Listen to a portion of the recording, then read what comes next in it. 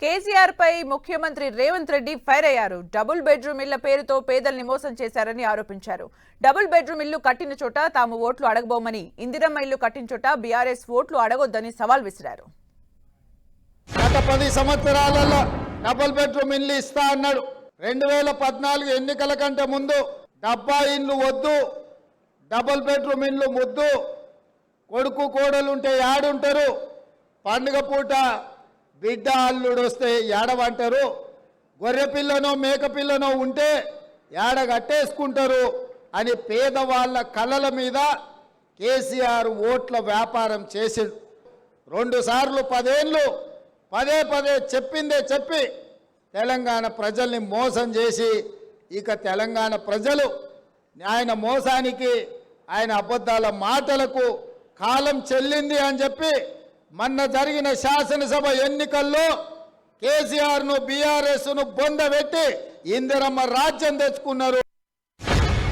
కేసీఆర్కు సవాలు విసురుతున్నా, నువ్వు డబుల్ బెడ్రూమ్ ఇల్లు ఇచ్చినా దళితులను ఆదుకున్నా అంటున్నావు కదా. ఏ ఊర్లలో అయితే కేసీఆర్ డబుల్ బెడ్రూమ్ ఇల్లు ఇచ్చిండో ఆ ఊర్లలో నువ్వు ఓట్లు వేయించుకో. ఏ ఊర్లో అయితే ఇందిరమ్మ ఇల్లు ఉన్నాయో ఆ ఊర్లో మేము ఓట్లు వేయించుకుంటాం. ఈ సవాల్కు సిద్ధమా అని చెప్పి నేను కేసీఆర్ని అడుగుతున్నా.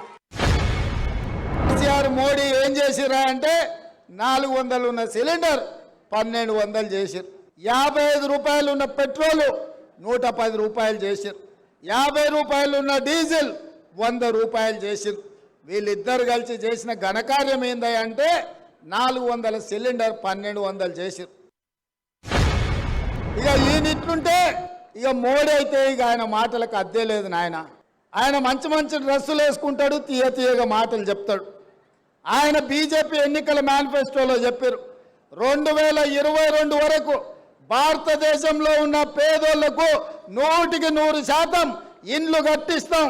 ప్రధానమంత్రి ఆవాస్ యోజన పథకం కింద దేశంలో ఉండే ప్రతి పేదవాడికి ఇల్లు కట్టిస్తా అని అడిగాడు. నేను ఇవాళ సూటిగా కిషన్ రెడ్డి గారిని, ఆయన డాక్టర్ లక్ష్మణ్ను నేను అడుగుతున్న ఈ వేదిక మీద నుంచి మీడియా మిత్రులు, ప్రధానమంత్రి ఆవాస్ యోజన కింద తెలంగాణ రాష్ట్రంలో మీరు ఏడ ఇల్లు కట్టించినో చూపిస్తురండి. మీరు ఏడ ఇల్లు కట్టిస్తే ఆ ఊర్లో ఒక్క ఓటు కూడా మేము అడగం.